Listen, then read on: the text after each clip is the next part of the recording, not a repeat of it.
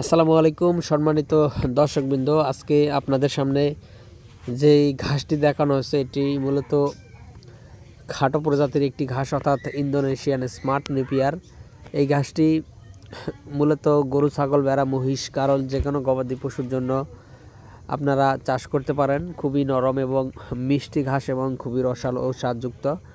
যে কোনো গবাদি পশু আগা থেকে গোড়া পর্যন্ত সম্পূর্ণ অংশটাই মেশিন ছাড়া এই ঘাসটি খুব সহজেই খেয়ে থাকে। তো দর্শক শ্রোতা, আর এই ইন্দোনেশিয়ান স্মার্ট নেপিয়ার ঘাসের সবচেয়ে বড় বৈশিষ্ট্য হলো এটি মূলত জার অনেক বেশি হয়, অর্থাৎ জারে অনেক বেশি ঘাস হয় এবং লম্বায় কম হয়।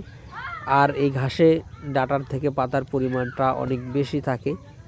বিশেষ করে যারা পাকচন বা লাল পাকচনে পাতার থেকে ডাঁটাটা অনেক বেশি থাকে এবং ডাঁটাটা খুব সহজেই শক্ত হয়ে যায়। কিন্তু ইন্দোনেশিয়ান স্মার্ট নেপিয়ারের ক্ষেত্রে এটা সম্পূর্ণ আলাদা। এই গাছটি মূলত পাতা থাকে বেশি এবং ডাঁটা থাকে কম এবং দীর্ঘদিন পর্যন্ত এই ঘাসটি জমিতে নরম থাকে। তো দর্শক, মূলত সে কারণেই এই ঘাসটি গরু, ছাগল, ভেড়া, মহিষ, গারল সব ধরনের গবাদি পশু কিন্তু মেশিন ছাড়া খেতে পারে। আর এই ঘাসটির আরেকটি বৈশিষ্ট্য হলো এটি ধারালো কম হয়ে থাকে। অন্য যে কোনো হাইব্রিড ঘাসের থেকেই কিন্তু এই স্মার্ট নেপিয়ার ঘাসটি খুবই কম ধারালো হয়ে থাকে। মূলত সে কারণে অন্যান্য ঘাসের থেকে এই ঘাসটি গরু, ছাগল বেশি পছন্দ করে অথবা বেশি খেয়ে থাকে। তো দর্শক শ্রোতা, আমরা বর্তমান সময়ে সব ধরনের হাইব্রিড ঘাসের কাটিংই কিন্তু সেল দিচ্ছি।